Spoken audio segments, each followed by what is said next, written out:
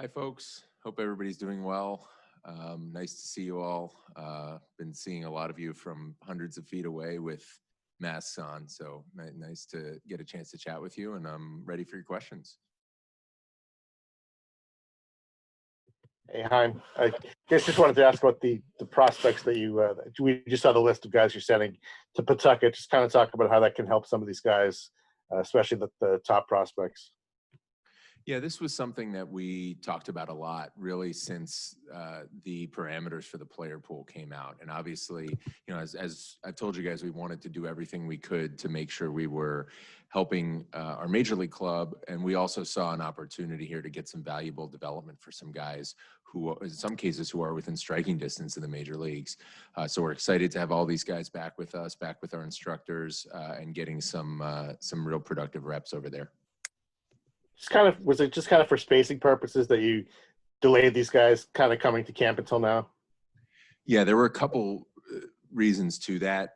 One of them, as we were still getting our arms around this process and around the group that was coming into camp, we wanted to make sure that we had given ourselves some time. It's obviously a lot easier to add guys to the pool than it is to take them off.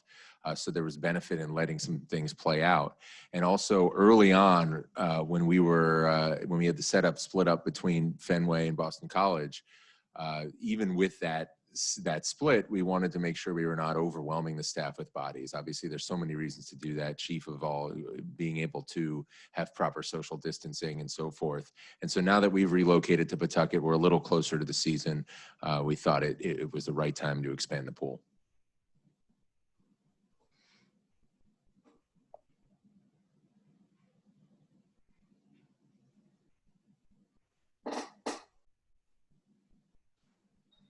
Hey, Chaim, how do the guys who are going there, are they chosen, thinking about Downs, Duran, are you seeing them are guys who have an outside chance of actually playing this year? Or is it more, those are guys who particularly need at-bats and innings of some sort?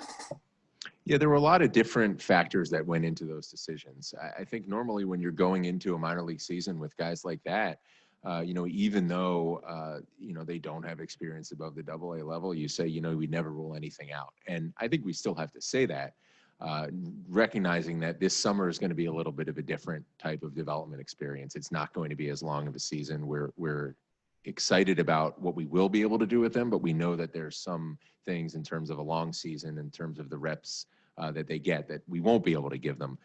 So I wouldn't rule it out, but we saw benefit even if they don't help us in the big leagues in bringing them there. And do you still have any hope at all that there will be some version of, I don't know if you want to call it like a version of Instructs or what, that there will be some sort of minor league event down the road? Yeah, a good question. We are hopeful. We obviously don't know. There's so many things, that have to happen before that. Obviously, baseball-wise, everybody's been focused on getting our major league season up and running, and I think rightly so. And then, of course, the virus will be a key determinant of what's possible, later in the summer and into the fall. But we'd love for it to be a possibility as long as we can do it safely and responsibly. With a week to go, how would you characterize both the free agent and trade markets? How aggressive are you being, and is there an area specifically that you'd like to improve between now and, say, next Friday? Yeah, this has been one of the more unique times that I've experienced in my career. I think that's probably true of just about everybody who works in this game, including you guys. One of the things that's made it unique is that so much of our focus, and I think not just the Red Sox, but all 30 clubs in this industry, has been on making sure that we are up and running and ready to roll in a safe and comfortable environment, given that we're playing in the midst of a pandemic. And so that's been our top priority, and I think it's been the top priority for really all 30 clubs. And that has meant that we haven't had the normal late spring trade conversations that I think you would usually see at this time, a week out from opening day. Now, all that said, we've tried to maintain as much of a focus on baseball and on transactions as we possibly can. We still have a responsibility to do our jobs in that regard. There's just a lot more considerations that come with it. So we've had those conversations. We've tried to stay active. We believe very strongly in being active and involved on as many fronts as possible. We need to make sure that we are doing everything we can, first and foremost, to focus on the season and on playing this unique season, but we've tried to stay as active as we can. I don't want to handicap the likelihood that anything will happen. We're always looking to improve, anywhere we can. So there's so many different forms that could take if there is an opportunity, but it's really hard to handicap, especially because of how unique this period has been. Along those lines, Chaim, what has it been like evaluating the team over the course of this very compressed period? How much of a read do you have on areas of need based on these 2 weeks of evaluation?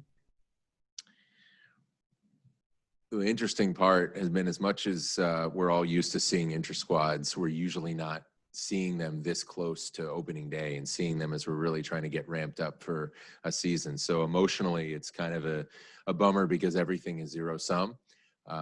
Your hitters are swinging the bat, but your pitchers are giving something up, or vice versa. So that's been interesting emotionally to be a part of. I think most of our focus has been on making sure that, especially after this unique layoff, that guys are where we hope they will be physically, that they are the version of themselves that we expected to see coming into this camp. And, by and large, they have been. As with any spring training, especially one like this, you try not to focus too much on the results. You just want to make sure that guys are comfortable, that physically they look the way you want them to look, and that they're getting their work in productively and getting ready for this sprint. Last time you were evaluating these guys in mid-March, that was at a time when you did have Eddie, and you were still making sense of exactly what the landscape was going to consist of with Chris. Where do you see how would you evaluate where the rotation is right now? Well, it's definitely more unsettled than I think you would want in a vacuum. We have a number of guys in here. The great thing about this camp, and I give a lot of credit to the players themselves, and certainly credit to Bushy and Walk and CB, our staff, our training staff, our strength staff. These guys in a very short period of time have been able to get some innings under their belt. We came into this camp with a goal of getting a number of these guys stretched out so that we would have options, not just to be able to evaluate them, but so that we would have options available, starting with our first game. And I think we've put ourselves in that position. Now we have to make those decisions on how we can most productively roll these guys out in order to give us the best chance to win games. Chaim, just in terms of general impressions, how have you found the preparedness of the players over 2 weeks, and how have you found maybe their willingness to come in, go through all the testing, all the protocols, and actually get started with the season a week from today? I don't know that I really knew what to expect with guys coming in, because this is just so unique. This is such a different experience than any of us had ever had.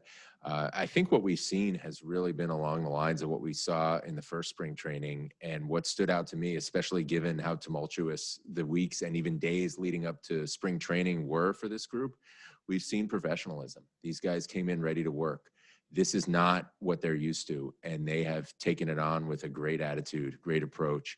They seem to be really gung-ho to me about everything that they're experiencing right now. I think our crew did a wonderful job setting up this ballpark in a way that was going to make a good environment for them.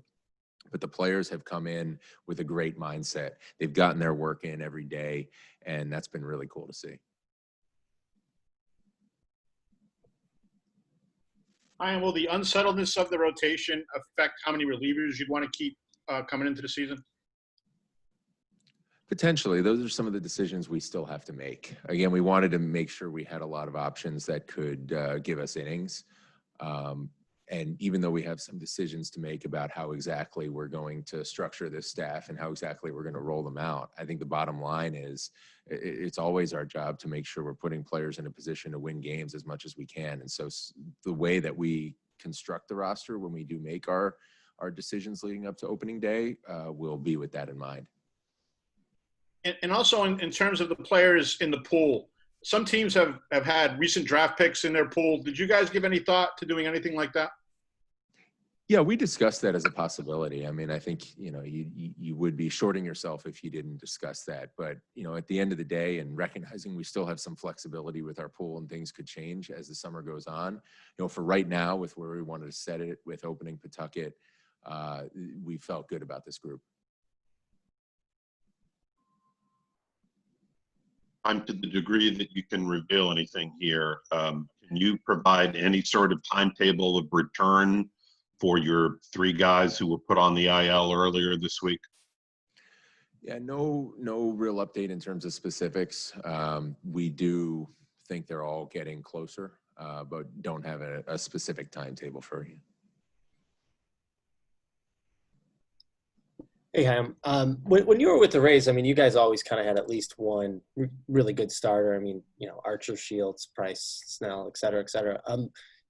Now that you are missing Eddie for at least the start of the season, and you lost Sale and Price, what do you think needs to happen for you guys to be successful without kind of a proven ace in your rotation?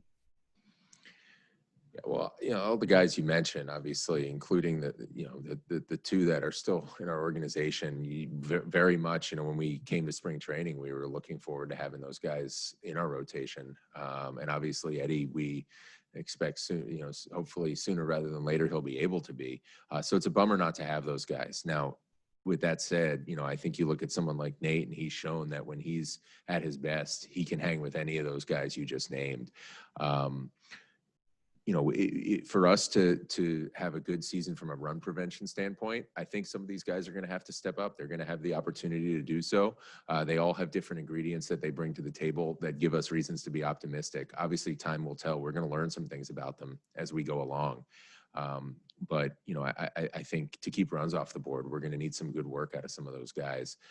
But looking at the club from a big picture standpoint, I mean, you look at this position player group. It's a really good group.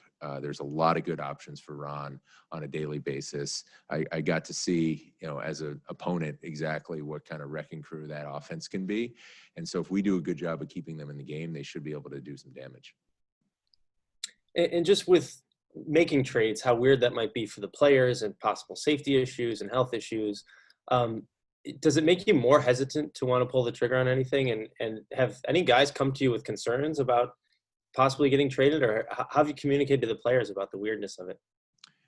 Yeah, it is a real consideration. I wouldn't say hesitant is the word, but I do think it's something that you have to factor in. I think these are things we always factor in. Anytime you do anything, you always have to have some consideration for the person and what you're putting them through, recognizing that this is also business and everybody knows within that what could happen. I don't think we're doing our jobs if we don't figure out how to factor that in. It obviously changes some things. That doesn't mean necessarily that we're hesitant. It just might mean that we have to look at this a different way, take different considerations into account, make sure we're treating guys humanely. It's not been something that anybody has raised to me, but I think it's something that, look, we all, I think, need to have some empathy for what that could feel like if you had to do that in the middle of a season, and make sure that we're factoring that in as appropriately as we can. Chaim, to follow that a little bit, is it odd to sort of set up in your mind what the timetable is for whether a guy's having a slow start or whether you need to address something in an area, whether it's pitching or offense or whatever, to figure out in this shortened time frame when you need to make a trade? Yeah, I think that's one of the unique things that this season presents for all 30 clubs, is that a small sample is still just a small sample in terms of what went into producing it. But the fact of the matter is it's going to represent a much larger portion of the season. And that's true whether it's something good that happened or something not so good. So, I think that's going to be a constant conversation. We've already talked about it a little bit. There's a lot of different things that we will have to factor into evaluations this season that might not be the same things that we usually factor in. And we're going to have to, make sure that we have a good process and use good judgment to factor those things in. Are there things that you look at analytically in terms of guys having stretches like that? Jackie Bradley Jr., for example, has had some hot stretches and some down stretches before. Are those things that you have to look at from an analytical standpoint based on past performance when you're doing that, or is how much of that is just feel? I think, some players, I think over the course of time might show themselves to be a little streakier than other players, but I tend to think a lot of that is when you look at a large group of players, like a lot of that I think tends to be overemphasized, that the narrative might get ahead of the reality there. So it makes some of those underlying things that we might look at that might be more predictive than just the results. Those underlying things might be more important in trying to make some of those decisions as rationally as we can.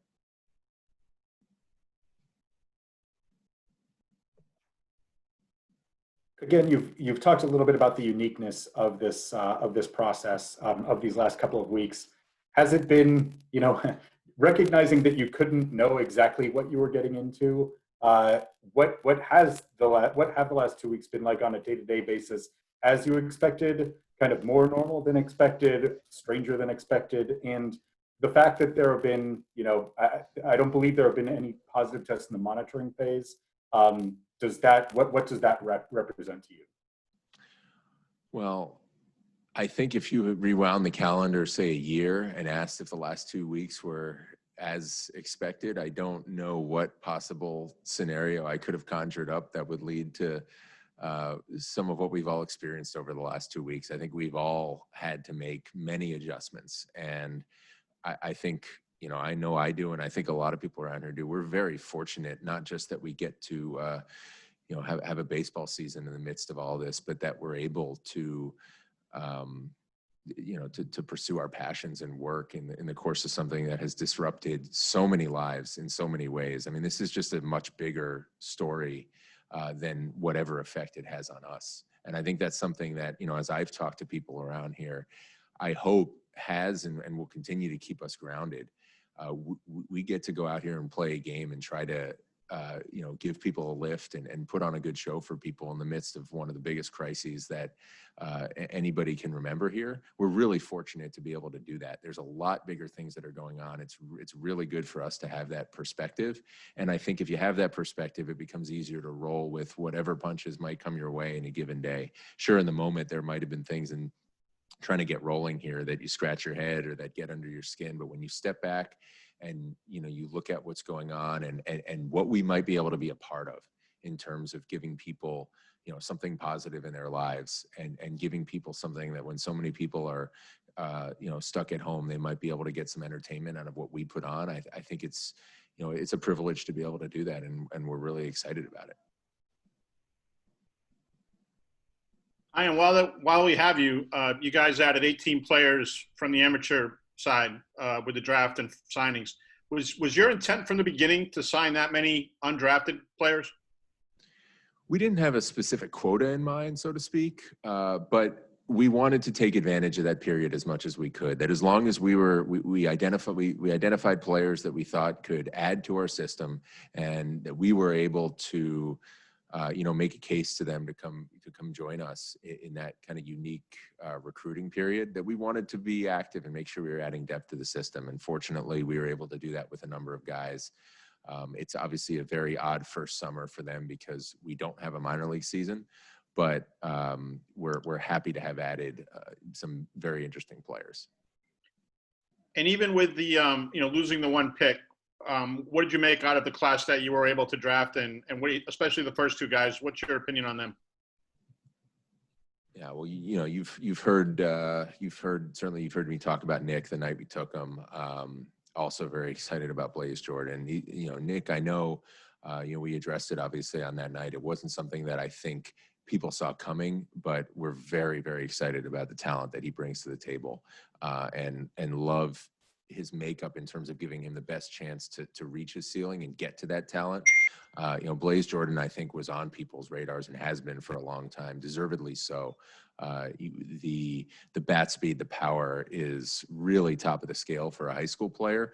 But, beyond that, I think what struck me when we were assessing a player like that, in Blaze's case, we had our scouting staff felt they knew him really well. Danny Watkins has done a great job with him over the years. And so whenever you're betting on a high school player and you're betting big on a high school player, you want to make sure you feel really good about who that person is and his chances to overcome the ups and downs of development in the minor leagues. You're not going to get that all right because people grow and change, but if you're going to make that type of commitment, you want to feel like you have a good handle on that. And I commend our scouting staff on both those kids for getting to know them as well as they did and making everybody in the room feel comfortable about who they were. Now that everything's done with, did you execute what you wanted to do from the start, or did it go a different way? I would say yes, in terms of, I think when you go into a draft, you're looking at every opportunity and really when you look at the picks that you have and your bonus pool as a whole, you're looking to maximize the amount of talent that you can bring into the organization with the picks and the bonus pool that you have. And then layering on to that, trying to take as much advantage as you can with that free agent period afterwards. And when the draft starts, you don't know exactly how it's going to fall, who other teams pick ahead of you, how it's going to line up with your board. You just want to make sure you're in a good position to execute on that goal, that when it's your turn to pick, you're furthering that goal of coming out of the draft with the most talent you possibly could based on what was available to you. And I feel really good about how we went about doing that. Chaim, forgive me if I missed this, but could you go over the staff members who are going to be working with players at Pawtucket on an everyday basis? Yeah, we basically have our AAA staff over there. We have a couple extra resources to help them in terms of strength and medical. But chiefly it will be our AAA staff with Billy McMillan, Paul Abbott, Rich Gedman, Bruce Crabb. We're also going to have Lance Sawadsky, our AA hitting coach, over there to help out. Sean Haviland, one of our pitching coordinators, is going to be over there with that group as well.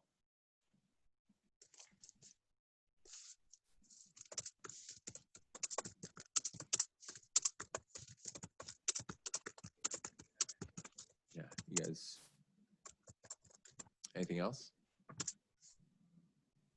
All right.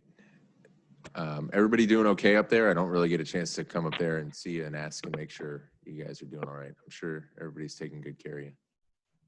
It's very exciting up there. You're missing a lot. Well, it's good to see you guys. Good to see you too. Thanks.